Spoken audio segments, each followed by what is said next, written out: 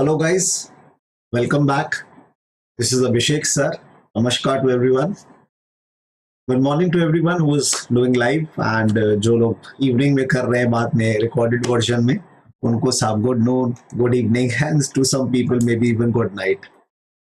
अपना आज का जो चैप्टर अपने स्टार्ट कर रहे हैं risk analysis and capital budgeting, इसको लेकर सब बहुत कंफ्यूजन लोग क्रिएट करते हैं. बड़ा आसान सा चैप्टर है, बहुत सिंपल चैप्टर है and more importantly it's a logical chapter.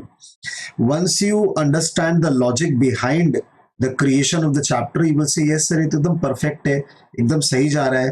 अपने अननेसेसरी हम लोग कॉलेज में यार करा रहे हैं या हमें कोई और पढ़ाता है तो हमें अजीब लगता है. कुछ नहीं, बहुत सिंपल है. पहले नोट्स आप देखते जाना. अच्छा, बिफोर दैट एक बार वापस से बता दूं, क्लास लेक्चर के दौरान अगर आपको लग रही कि मेरी स्पीड फास्ट है, मैं रुक नहीं रहा हूं, तो उसके पीछे एक ही कारण है कि यू कैन ऑलवेज पॉज और you can always come back if you are in the live class to do the notes. तो आप नोट्स लिखने में अभी टाइम व्यर्थ नहीं करोगे, लेकिन नोट्स लिखोगे जरूर. तो एक दो वार्निंग खाली समझ लेना कि नोट्स लिखना जरूर है, सुनना है, सीखना है और साथ साथ बनाना है. जहां पे आप देख रहे हो मैं बहुत देर रुक रहा हूं, दैट मीन्स कि भाई आप बना पा रहे हो. और जब मैं बोल रहा हूँ बनाओ, ट्राई करो, दैट मीन्स आप पॉज कर रहे हो, आप जो है आप पहले ट्राई कर रहे हो फॉर्मेट को, सम्स को, और उसके बाद आंसर देख रहे हो. तो रिवील मत करना इतनी जल्दी से, चीजों को सुनना, बहुत ध्यान से देखना. तो टेक्नोलॉजी बहुत एडवांस्ड है सब जगह, तो उसको यूज करिए और प्रॉपर ढंग से आगे बढ़िएगा बेटा. तो first thing first, what is risk analysis and capital budgeting. इसके लिए हम आपको एक चैप्टर पीछे लेकर के जाना चाहेंगे कि भाई कैपिटल बजटिंग चैप्टर तो हम सभी ने पढ़ रखा है. कैपिटल बजटिंग चैप्टर हम सभी ने पढ़ रखा है. उसमें हम लोगों ने क्या सीखा है. कैपिटल बजटिंग को एक्चुअली देखा जाए तो बेटा दो पार्ट में पढ़ाया जा सकता है. एक part 1 long term decision making which focuses mainly on the methods और द एप्लीकेशंस बेस्ड आइडियाज. इसमें हम लोगों ने ये पार्ट हमने ऑलरेडी कर लिया बेटा. अगर आप ये क्लास कर रहे हो इसका मतलब है आपने इसके पहले वाली class capital budgeting long term decision making already कर लिया है. वो करे बिना ये क्लास मत करिएगा प्लीज.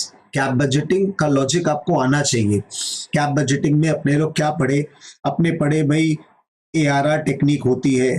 ARR टेक्निक में अपने क्या सीखे, ये एक प्रॉफिट बेस्ड टेक्निक है. यहाँ पे मैं 10 मिनट आपका रिकैप भी कराऊंगा पार्ट 1 में का जो पोर्शन है. और किसी बच्चे का अगर ये पार्ट 1 फ्रेश किया हुआ हो तो ये रिकैप वाला पोर्शन स्किप करके सीधा इस वाले पोर्शन पर वीडियो में आ जाना. तो ARR एक प्रॉफिट बेस्ड टेक्निक है. Accounting rate of return, accounting rate of return, ये एक प्रॉफिट बेस्ड टेक्निक है. सर प्रॉफिट बेस्ड आप क्यों बोल रहे हो? क्योंकि बेटा ARR ही एकमात्र ऐसी टेक्निक है कैपिटल बजटिंग में जहां पर अपन लोग प्रॉफिट का इस्तेमाल करते हैं in order to make decisions. बाकी सारे डिसीजन मेकिंग क्राइटेरिया बेटा कैश फ्लो बेस्ड है. सर दूसरा वाला एक बार याद दिला दो जरूर. दूसरा वाला बेटा पे बैक पीरियड था. हाँ सर याद आ गया. इसमें क्या लेते थे? कैश फ्लो लेते थे. हाँ सर करेक्ट, एकदम सही है. फिर तीसरा वाला sir discounted pay back period था, जो पे बैक का ही एक रूप था, एडवांस्ड वर्जन, जिसमें टाइम वैल्यू ऑफ मनी को कंसिडर किया जाता था. तो यहाँ भी बेटा ये कैश फ्लो बेस्ड था एंड साथ साथ इसमें टाइम वैल्यू ऑफ मनी को भी ध्यान में रख करके आगे बढ़ा गया था. इनफैक्ट हम ये बोल सकते हैं कि पॉइंट नंबर 3 ऑनवर्ड्स जितना भी पॉइंट्स है वो सारा टाइम वैल्यू बेस्ड है और कैश फ्लो बेस्ड है. तो इसका मतलब NPV टेक्निक, IRR टेक्निक या profitability index technique, they are all same techniques logically on the front कि वो कैश फ्लो बेस्ड है और वो टाइम वैल्यू बेस्ड है. तो ये अपना पार्ट 1 के बारे में कुछ बातचीत अपना हुआ. पार्ट 2 क्या है बेटा? अगेन पार्ट 2 में जाने के पहले मैंने जैसा कहा मैं थोड़ा देर पार्ट 1 को रिवाइज कराने में लेता हूं, मैं वो करवा देता हूं तो बच्चे जो है पार्ट 2 थोड़ा और अधिक समझ पाएंगे. तो पार्ट 1 में हम लोगों का जो मेथड्स है अकाउंटिंग रेट ऑफ रिटर्न, इस पे मैं नहीं जाऊंगा ज्यादा डिटेल अभी. इसको हम लोग सिंपल उस चैप्टर में मानेंगे. बाकी एक बार चूंकि रिलेटेड है डिस्काउंटिंग टेक्निक, IRR, NPV, उसको एक क्विक रिकैप आपको जरूर देना चाहूंगा. ठीक है सर, आप दे दो रिकैप, हम ले लेंगे रिकैप. तो बेसिक आइडिया क्या है बेटा? पहला IRR टेक्निक है. IRR एक ऐसा डिस्काउंट रेट है जहां पर कैश फ्लोस को अपने एक सर्टेन डिस्काउंट रेट से अगर डिस्काउंटिंग फैक्टर यूज करके उसे प्रेजेंट वैल्यू पर लाएंगे तो उससे हमारा कैश फ्लो एनपीवी जीरो बन जाएगा। एनपीवी जीरो बनेगा, इसका मतलब present value of inflow present value of outflow के बराबर हो जाएगा। तो at IRR the present value of cash flows minus initial investment अगर करेंगे तो ये वैल्यू हमें रिजल्ट में जीरो वैल्यू दिखाएगी। एक सेकेंड, हाँ ये ठीक है, ये जीरो वैल्यू दिखाएगी। सर ये किस रेट पे डिस्काउंट होता है? ये बड़ा विचित्र बात है बेटा, बच्चे लोग पढ़ने के बाद भी ये लास्ट तक नहीं समझ पाते हैं कि कहाँ पे डिस्काउंट रेट क्या होता है। बेटा आईआरआर एक प्रिज्यूम्ड रेट होता है, इसलिए उसको हम लोग आर बोल लेते हैं। वो कोई भी रेट हो सकता है साहब। इस आर के अलावा जितना भी रेट है, एनपीवी हो पीआई हो, उन सब में अपने कॉस्ट ऑफ कैपिटल यूज करते हैं, केसी यूज करते हैं या केओ यूज करते हैं, weighted average cost of capital use करते हैं, हर्डल रेट यूज करते हैं, उसे भिन्न भिन्न नाम से बुलाया जा सकता है। तो एक्सेप्ट आईआरआर, आईआरआर एक ऐसा रेट है जो अपने को नहीं पता है, वो हर प्रोजेक्ट का अलग होता है, इंप्यूटेड रेट होता है। तो ये प्रेजेंट वैल्यू आर परसेंट पे निकाला जाता है, जिससे हम लोगों का इनिशियल इन्वेस्टमेंट माइनस करके एनपीवी टेक्निकली जीरो आता है। सेकेंड टेक्निक बचा एनपीवी। एनपीवी सेम होता है present value of cash flow after tax, full form बेटा PV, present value of CF cash flows. थोड़े बड़े हो गए, थोड़ा शॉर्ट फॉर्म्स को संभालना सीखो। नोट्स हमेशा शॉर्ट फॉर्म, समझना हमेशा full form. Cash flow after taxes minus initial investment. But sir ये तो सेम है। नहीं बेटा सेम नहीं है, इसमें हम लोग इसको केओ पे डिस्काउंट कर रहे हैं। मैंने यहाँ केओ लिखा है, केओ का मतलब बच्चा के ओ भी हो सकता है, ये बच्चा केसी बोलता है तो वो भी हो सकता है। ये डिस्काउंट रेट है साहब आपका, तो इस रेट पर आप डिस्काउंट करते हो। और ये पॉजिटिव नेगेटिव जीरो कुछ भी आ सकता है। ऑब्वियस बात है, zero is very hypothetical, but generally positive और नेगेटिव आता है। पीआई क्या करता है बेटा? पीआई एनपीवी का ही चीज को, एनपीवी एब्सोल्यूट मेजरमेंट रॉड है, यानी वो रुपया में बताता है कितना रुपया पॉजिटिव है नेगेटिव है। पीआई पर रुपी मेजरमेंट रॉड है, उसको बोलते हैं रिलेटिव मेजर। तो पीआई क्या करता है, इसी present value of cash flows को जो कि डिस्काउंट के ऊपर हुआ है साहब, डिवाइड बाय इनिशियल इन्वेस्टमेंट करता है। डिवाइड करने का मतलब है, लॉजिक समझना चाहिए। लेकिन आप लोग फॉर्मूला रटते हो ना, यही सबसे गंदी बात है जो मुझे पसंद नहीं है। फॉर्मूला रटना हमेशा वेस्ट ऑफ टाइम होता है बेटा, समझना हमेशा बेस्ट होता है। 2 मिनट एक्स्ट्रा नहीं लगेगा और आप समझ के लाइफ लॉन्ग रिटेन कर पाओगे। और हड़बड़ी में आपने कुछ वक्त भले ही बचा लिया, लेकिन 10 बार खाली पढ़ रहे हो, रट रहे हो, भूल रहे हो, पढ़ रहे हो, रट रहे हो, भूल रहे हो, कोई सेंस नहीं है। आज मेरा आवाज आपको थोड़ा सा ड्राउजी ड्राउली लग रहा होगा, maybe because I have taken a cough medicine, maybe I am feeling a bit sleepy, तो maybe my voice is a bit slow और kind of that, sorry for that. तो क्या कह रहा था मैं? Pi formula याद ही नहीं करना पड़ेगा। पीआई पर रुपी इन्वेस्टमेंट करेंगे तो कितना रिटर्न देगा वो हमको बताता है। जैसे आज हम लोग present value of cash flow मान लो निकाल रहे हैं, 1,20,000 आ रहा है। This is not NPV, that is the inflow का प्रेजेंट वैल्यू, और आउटफ्लो हम लोग का हुआ है 1,00,000, तो ये वैल्यू 1.2 आती है। मीनिंग क्या है? ये मीनिंग समझो बेटा, ये बता रहा है कि for every ₹1 of investment we will get 1.2 return. तो आप ₹1 लगाओगे, ₹1.20 पाओगे। हर ₹1 के लिए ₹1.20 पाओगे, मतलब आपका एनपीवी 20 पैसा हो गया। तो इन दोनों का डिफरेंस अगर 1 से माइनस कर दे तो वह एनपीवी को दर्शाता है, अगेन पर रुपी ऑफ इन्वेस्टमेंट को दर्शाता है। तो प्लीज फॉर्मूला रटिए मत। एनपीवी एक एब्सोल्यूट मेजर है और पीआई एक रिलेटिव मेजर है, जो पर रुपी ऑफ इन्वेस्टमेंट हमें कितना रिटर्न मिल रहा है वो बताता है इन प्रेजेंट वैल्यू टर्म्स। ठीक है सर, ये तो सर काफी हद तक समझ में आ गया हम लोग को। अब सर, अब बेटा अपने लोग चलते हैं नेक्स्ट पेज में, नोट्स का थर्ड पेज के अंदर में।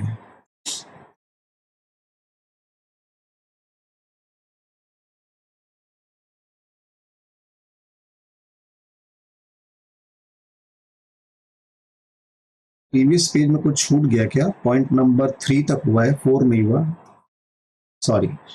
फोर्थ नंबर एक और पॉइंट है बेटा, जो मैं इतना देर से आपसे बोल रहा हूँ, डिस्काउंट रेट। वो क्या है? डिस्काउंट रेट को हम लोग केओ बोल सकते हैं, केसी बोल सकते हैं, weighted average cost of capital बोल सकते हैं, इसे हर्डल रेट बोल सकते हैं। ये सॉरी फॉर दिस ओवरलैपिंग, ये हटाना पड़ेगा मेरे को। हर्डल रेट बोल सकते हैं, या इसे minimum rate of return desired for the project बोल सकते हैं, एंड एट लास्ट इसे एक्सप्लिसिट कॉस्ट ऑफ कैपिटल बोल सकते हैं। क्या बोल सकते हैं बेटा? Explicit cost of capital. You can always rewind and come back to, जो लाइन मिस हो गया वो लाइन आप बाद में कॉपी कर लेना। तो ये है साहब इस पेज का फुल नोट्स। तो डिस्काउंट रेट, अब याद रखना बेटा, आपको अलग अलग स्पून फिटिंग नहीं होगी बेटा। आपको डिस्काउंट रेट बोला, केओ बोला, केसी बोला, डब्ल्यूएसीसी बोला, एक्सप्लिसिट कॉस्ट ऑफ कैपिटल बोला, हर्डल रेट बोला, minimum desired rate of return for a project, ये सातों वर्ड सेम है। तो एक स्टूडेंट को ये सारे वर्ड पता होने चाहिए बेटा। नोट्स नंबरिंग में चल रहा है बेटा, अगर आप ध्यान देंगे तो ये पार्ट 1 से रिलेटेड अभी नोट्स है, अभी तक पार्ट 2 रिवील हुआ नहीं है। यानी चैप्टर 1 कैप बजटिंग का उसी डिस्कशन को हम लोग कंटिन्यू कर रहे हैं ऑन दिस नोट्स, और इसका 4 नंबर नोट्स पॉइंट नंबर 4 खत्म हुआ है। 5th नंबर, अब आप सोचो बेटा, ये सबसे रेलिवेंट पॉइंट है, सबसे महत्वपूर्ण पॉइंट हम लोग बोलने जा रहे हैं। हम लोगों ने किया क्या? अगर आप पूरे के पूरे इस चार्ट को देखोगे तो हम लोगों ने पूरे कैपिटल बजटिंग में कैश फ्लोस को एस्टिमेट किया। थोड़ा ध्यान लगाना बेटा, ध्यान से सुनना, बहुत इंपॉर्टेंट बात कर रहे हैं, क्योंकि इसी नॉलेज से पूरा आगे का मैं जो है ना पिलर खड़ा करने वाला। तो मेरी बुनियाद खड़ी हो रही है, बहुत ध्यान से सुनना। ये रिस्क एनालिसिस की बुनियाद है। हमने पूरे कैपिटल बजटिंग चैप्टर में what we did, we just estimated cash flows. Okay, ये कैश फ्लो आएगा ईयर 1 में, ये आएगा 2 में, इतना एस्टिमेटेड सेल होगा, इतना पीसेस बिकेगा, ये वेरिएबल कॉस्ट होगा। क्या कोई गारंटी ले सकता है बेटा? क्या एनीबॉडी गारंटी कि यही वाला जो आपने सोचा है यही वाला सेल होगा? नहीं सब नहीं हो सकता है। तो ये जो आपने एस्टिमेशंस किया इतना देर अपने प्रोजेक्ट के अंदर, ये पूरा कैश फ्लो आफ्टर टैक्स, ये सारे तो एस्टिमेशन बेस्ड है बेटा। तो आपका का पूरा कैपिटल बजटिंग एक ऐसे कैश फ्लो पे बेस्ड होता है जो कि साहब आप फोरकास्ट करते हो। तो CF is cash flows. Cash flows used in evaluation of projects are actually forecasted cash flows. और एकदम दिल पे हाथ रख के सोचना बेटा, क्या कैश फ्लो सर्टन है? क्या आप जो एस्टिमेट कर रहे हो आप गारंटी दे सकते हो कि ये आएगा ही आएगा? गारंटी के साथ तो दुनिया में साहब कुछ नहीं आता है, सिर्फ मौत ही आती है, उसके अलावा कोई चीज की गारंटी नहीं है। और वैसे मजाक के तौर पे आप बहुत सारी चीजें बोल सकते हो, बट पढ़ाई की बात करें तो साहब इस कैश फ्लो की कोई गारंटी नहीं है। तो आप जब मैनेजर को बोलोगे अच्छा ये प्रॉब्लम है, आप बताओ ये कितना श्योरिटी है, वो बोलेगा नहीं सर ये कैश फ्लो हम जो बना रहे हैं ना साहब, ये थोड़ा तो इसमें थोड़ा तो एरर हो ही सकता है। There has to be an element of uncertainty in it.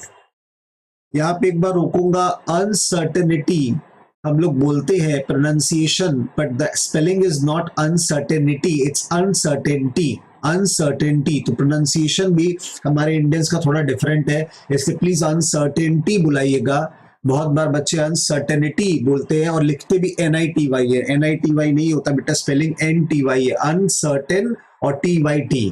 आप बोलेंगे सर क्या ये बादू वाली बातें बता रहे हो, सब बच्चे वाली बातें? बेटा जब ये स्पेलिंग एरर आप करते हो ना इस लेवल पर आकर, तो हमें उससे भी ज्यादा शर्म आती है आपको सोचकर कि किस प्रकार का बच्चा है जिसे स्पेलिंग तक नहीं आती है। तो भाई बेहतर है सुनिए और सीखिए, जिद नहीं करना चाहिए, सीखने का समय है, सीख लीजिए बेटा। तो ये अनसर्टेनिटी एलिमेंट को कैसे हटाएं? हमने पूछा मैनेजर को, मैनेजर भाई ये श्योर है यही कैश फ्लो आएगा? बोला नहीं सर क्या ये कैसे बता सकते हैं हम लोग, हम तो एक आइडिया लगा रहे हैं। ये आइडिया कैसे लगाते हैं? एक आदमी बोलेगा अच्छा आइडिया भी तो कैसे लगाते हो? आइडिया लगाते हैं पास्ट से, सब पास्ट देखते हैं, पास्ट का एक ट्रेंड देखते हैं, उसमें समझ में आ जाता है, हाँ एक एस्टिमेशन बन जाता है कि ऐसा ऐसा हुआ है। तो भैया अपने ये जो चैप्टर में कैश फ्लोज को एनालाइज कर रहे हैं, in this chapter we analyse the cash flows again to evaluate a project on a certain basis as much as possible. ये मैं किसकी बात कर रहा हूं? ये मैं बात कर रहा हूं बेटा मेरे चैप्टर की जो प्रेजेंट चल रहा है पार्ट 2, यानी risk analysis in capital budgeting. In capital budgeting, the first part is already done. In capital budgeting, the second part is risk analysis. And for this risk analysis, we need to have a certain degree of certainty, which this certainty is not there because of the risk element is there. और risk कहां से आता है समझना बेटा, चूंकि मेरा future cash flow, word को समझना, क्योंकि मेरा फ्यूचर कैश फ्लो अनसर्टेन है, इसके कारण अनसर्टेन में मेरा रिस्क हो जाता है साहब। और ये रिस्क मेरे बिजनेस के अंदर में जब आ जाता है तो इस रिस्क को एलिमिनेट करना पड़ता है, और इस एलिमिनेट करने के डिस्कशन का नाम है various ways of eliminating it. इसका डिस्कशन का नाम है रिस्क एनालिसिस। ये चैप्टर सिर्फ इसी रिस्क को एलिमिनेट करता है। और रिस्क आता कहां से? अनसर्टेनिटी से आता है साहब। Are we clear on this बेटा? तो मैंने से पूछा भाई ये रिस्क जो है इसको कैसे हटाए? बोला रिस्क तो है सर, कोई चिंता की बात नहीं है। रिस्क को हटाने के लिए बहुत सारे टेक्निक होते हैं बेटा, आपको मैं आगे दिखाऊंगा इसको सब डिवाइड करके, मॉडर्न टेक्निक, ट्रेडिशनल टेक्निक और अदर टेक्निक्स। यहाँ पे एक प्रॉब्लम है, कुछ बुक्स दो में डिवाइड करती है, एक मॉडर्न और एक ट्रेडिशनल। पहले ट्रेडिशनल बोलना चाहिए, हालांकि मॉडर्न बाद में बोलना चाहिए, पर मैं बार बार उल्टा बोल रहा हूँ, आपको लग रहा होगा नहीं कोई रीजन है उसका बोलने का। तो ट्रेडिशनल और मॉडर्न टेक्निक होती है, पर एक तीसरी टेक्निक अदर टेक्निक्स भी बोलते हैं, मतलब उन्हीं में से कुछ टेक्निक को निकालकर अदर में डाल दिया गया। तो जैसे नॉर्मली सी इंस्टीट्यूट में आप देखोगे तो उन्होंने इस टेक्निक्स को कुछ इस तरह से दिया है। आई होप ये आपकी स्क्रीन पर है। तो जस्ट एक एनालिसिस को सुनना है, खाली ये देखना है, ऑब्जर्व करना है, ये कोई ऐसा रटना नहीं कि अच्छा ये बॉक्स हमें याद करने हैं। Techniques of risk analysis in capital budgeting में पहला है साहब मॉडर्न टेक्निक। इसी मॉडर्न टेक्निक को स्टैटिस्टिकल टेक्निक बोलते हैं। दूसरा होता है बेटा ट्रेडिशनल टेक्निक्स, जो कन्वेंशनल टेक्निक होती है, और ट्रेडिशनल के अलावा अदर टेक्निक्स होती है। हालांकि अदर टेक्निक्स भी ट्रेडिशनल और कन्वेंशनल मॉडर्न टेक्निक्स के बीच में ही है, पर इसको इन्होंने अलग लिख दिया है। तो अगर वैसे पढ़े तो क्या क्या स्टैटिस्टिकल टेक्निक हम लोग पढ़ने वाले? 3, स्टैंडर्ड डिविएशन, वेरिएंस। वैसे वेरिएंस और स्टैंडर्ड डिविएशन एक ही चीज होती है, आप थोड़ी देर में समझ जाओगे, मैं आपको प्रूफ कर दूंगा। प्रोबेबिलिटी, स्टैंडर्ड डिविएशन और वेरिएंस, और तीसरा अपने लोग का कोएफिशिएंट ऑफ वेरिएशन। ये 3 अपने लोग को पढ़ना है। द मोमेंट आप ये 3 समझ गए ना बेटा, तो कन्वेंशनल टेक्निक के अंदर ये जो 2 पॉइंट है इसको आप ज्यादा अच्छे से समझ पाओगे। इसलिए हम लोग बार बार स्टैटिस्टिकल या मॉडर्न टेक्निक को पहले पढ़ाने पे जोर देते हैं, ताकि बच्चा वो लॉजिक समझ जाए, उसके बाद वो सर्टेनिटी इक्विवेलेंट अप्रोच में और रिस्क एडजस्टेड रेट में जाएगा, तो उससे दिक्कत नहीं होगी। And there are some other techniques, जैसे अपने अदर कैटेगरीज है, रेसिडुअरी कैटेगरी में डाल देते हैं। इसमें सिनेरियो एनालिसिस, सेंसिटिविटी एनालिसिस भी आता है। कई बच्चों के कोर्स में डिसीजन ट्री का थ्योरी भी आएगा, किसी का हो सकता है प्रैक्टिकल भी हो। तो डिसीजन ट्री, सिमुलेशंस, सिमुलेशन और डिसीजन ट्री सी इंटर में था पहले, पर अब ये हट गया। ये जो आप स्पेसिफिक देख रहे हो सी इंटर में दिखाया जा रहा है, तो सी इंटर में दोनों हटा देगा। बोला नहीं यार ये बहुत हार्ड पार्ट होता है, बच्चे को फाइनल में कराया जाएगा। तो इसीलिए अगर आप कोई अदर बोर्ड्स में भी हो, सेंट जेवियर्स में, जेयू में, तो ग्रेजुएशन लेवल तक इतना हाई लेवल नहीं जाएंगे लोग। थ्योरेटिकली ये वाला पोर्शन थ्योरी में भले ही कवर कर सकते हैं, न्यूमेरिकल में लोग सिर्फ ये वाला 4 पॉइंट 5 पॉइंट कवर करेंगे। तो इस पर अपने न्यूमेरिकली फोकस ज्यादा करेंगे, इस पर थ्योरेटिकली आप ज्यादा फोकस करोगे। बाकी आपके कॉलेज के प्रोफेसर्स आपको ज्यादा बता देंगे कौन सा करना है। मेरे तरफ से आपको सारी रिकॉर्डिंग मिल जाएगी, डोंट वरी, सारी क्लासेस मिल जाएंगी, जिसमें मैं कुछ सम्स भी कराऊंगा। चाहे वो आपके कोर्स में नहीं हो तो आप स्किप कर देना उस वीडियो को, कोई दिक्कत नहीं है। ये ट्री क्या हो गया भाई? डिसीजन ट्री, डिसीजन ट्री कहाँ गया तू? हाँ, डिसीजन ट्री एनालिसिस, ट्री में ब्रांच लग गया। क्लियर है बच्चे? यहां तक हम लोग सब साथ हैं? आई होप हम लोग सब क्लियर है यहां तक। तो फटाफट 1 मिनट के अंदर में हम लोगों ने जो जो बोला वो रिकैप आपको दे देता हूं। I will try to make it in 1 minute. हम लोग पढ़ रहे हैं कैप बजटिंग, उसका पार्ट 1 सिर्फ फोकस करता है एप्लीकेशन पर, मेथड्स पर, कि कैसे हम लोग बताएं कि एक्सेप्ट करना है कि रिजेक्ट करना है। इसमें NPV, IRR, ARR, payback period, discounted payback period techniques आती है। पार्ट 2 है रिस्क एनालिसिस, और ये क्यों आया, इसका जन्म क्यों हुआ। हमेशा समझना चाहिए किसी भी चीज चैप्टर का जन्म क्यों होता है, क्योंकि आप जब तक ये नहीं समझोगे ना सर ये क्यों हो रहा है, मेरा पर्सनल बिलीफ है, अगर मैं ये समझता ही नहीं हूं कि चैप्टर हम पढ़ क्यों रहे हैं, तो साहब हमें पढ़ना ही नहीं चाहिए। हमें पहले जानना तो चाहिए भी इसके पीछे क्या कोई कारण है। हाँ ऑफ कोर्स कारण है। तो रिस्क एनालिसिस में अब मैं आपको रिवील कर देता हूँ साहब, क्योंकि मैंने आपको वो अच्छा सा चार्ट दिखा दिया है। यहाँ पर हम लोगों ने ऐसा कोई डिविजन नहीं किया है, जस्ट एक कॉमन सेंस में लिख दिया है, inflation affect, certainty equivalent approach, risk adjusted discount rate, probabilities, variance, standard deviation, simulation, scenario and sensitivity analysis. They are in no particular order, they are in no order. ऐसा कोई order नहीं होता है साहब। तो इससे ज्यादा अच्छा हम बोलेगा कि आपको ये वाला फॉर्मेट रखना चाहिए कि भाई 3 टेक्निक का डिवीजन है, एक स्टैटिस्टिकल मॉडर्न टेक्निक है, एक आपका ट्रेडिशनल या ऑर्थोडॉक्स या कन्वेंशनल टेक्निक है, एक अदर टेक्निक्स है। स्टैटिस्टिकल में 3 मेन वर्ड है, प्रोबेबिलिटी, उसके बाद आता है सब एसडी, वेरिएंस और coefficient of variation, then technical और बाकी पार्ट। तो हम लोगों का अभी जो आगे डिस्कशन हम लोग कंटिन्यू करेंगे साहब, वो स्टैटिस्टिकल मेथड से करेंगे। तो अपना कुर्सी का पेटी बांध लीजिए and get ready to start with the modern technique with probability as the base. और जब आप उस बातों को समझने लगोगे ना, तो थोड़ी देर बाद ये फॉर्मूलाज नहीं लगेंगे आपको। मैं बहुत फॉर्मूला दूंगा पर आपको एक भी फॉर्मूला नहीं लगेगा, क्योंकि आप रट नहीं रहे हो, सब समझ रहे हो। आप बिना रटे समझकर अगर फॉर्मूला को सुनकर अप्लाई करोगे ना, तो आप अगली बार फॉर्मूला खुद अप्लाई करते समय वो ब्रेन लगाओगे, अच्छा सर का मीनिंग तो ये बोला हुआ है, तो हमें फॉर्मूला अपने आप याद आ जाएगा, सब अंदर से निकल कर आएगा। तो चलिए let's indulge into the next portion of this analysis.